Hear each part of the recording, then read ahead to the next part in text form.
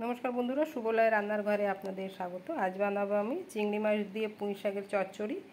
निये निয়েছি 150 ग्राम चिंगड़ी माछ आछे, धुए परिष्कार करे रेखेছি।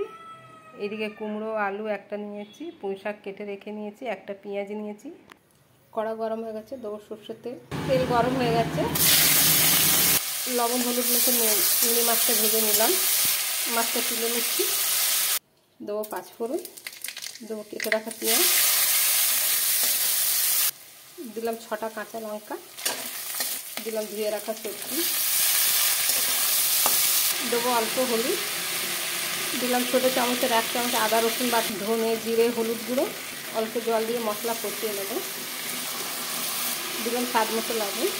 मसलाटा कषानो हये गेले दिलाम पुঁই শাক, देबो अल्प जल, ढाकना बंद करे सेদ্ধ होते देब। पुঁই শাক सेদ্ধ হয়ে গেছে, দিয়ে দিলাম ভেজে রাখা চিংড়ি মাছ। আঁচটা কমিয়ে দিয়ে 5 থেকে 7 মিনিট ফুটতে দেব। আর চিংড়ি মাছের রেসিপিটা হয়ে গেছে বন্ধুরা। যদি আপনাদের আমার এই ভিডিওটা ভালো লেগে থাকে তাহলে লাইক কমেন্ট সাবস্ক্রাইব অবশ্যই করবেন। ধন্যবাদ।